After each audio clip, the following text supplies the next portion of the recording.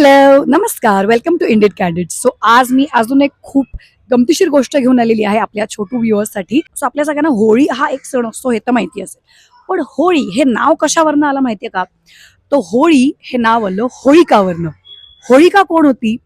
ती होती हिरण्यकश्यपू नावाच्या एका राक्षसाची बहीण. हिरण्यकश्यपू नावाचा राक्षस होता ना, त्याला ब्रह्मदेवाकडनं वरदान मिळालं होतं की सर्वात शक्तिशाली राक्षस तोच असेल आणि त्याला ना कोणता माणूस ना कोणता प्राणी, ना सकाळी ना रात्री, ना आत ना बाहेर, असं त्याला कोणीच कधी मारू शकत नाही. त्याला हा वरदान मिळाल्यामुळे तो स्वतःला अजून जास्त स्ट्रॉंग समजायला लागला. त्याला असं वाटायचं जगात असं कोणीच नाहीये जे मला हरवू शकतो आणि फक्त सगळ्यांनी माझीच पूजा केली पाहिजे, फक्त मलाच मानलं पाहिजे, बाकी कोणालाही कोणत्याही देवाला इतर कोणालाही मानलं नाही पाहिजे, फक्त माझ्याच सगळ्यांनी आराधना केली पाहिजे.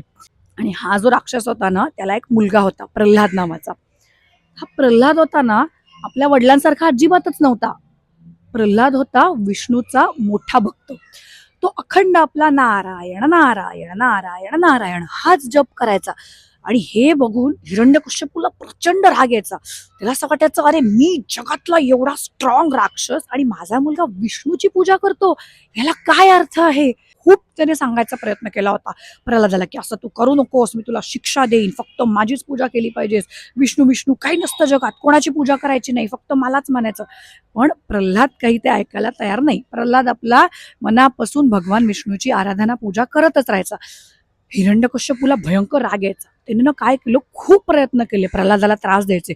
त्याला एकदा डोंगरावरनं पाडायचा प्रयत्न केला, त्याला विहिरीत ढकलायचा प्रयत्न केला, सापांनी भरलेल्या खोलीत त्याला डांबून ठेवलं होतं, एकदा त्याच्या अंगावरती तर हत्ती सोडला होता. असे काय प्रकार केले होते हिरण्यकश्यपूने प्रल्हादाला मारायचे, कारण त्याला ते आवडत नव्हतं की आपलाच मुलगा आपली पूजा सोडून भगवान विष्णूची पूजा करतोय. पण दरवेळी भगवान विष्णू आपल्या भक्त प्रल्हादाला नेहमी तारून न्यायचे आणि त्याचा जीव वाचवायचे.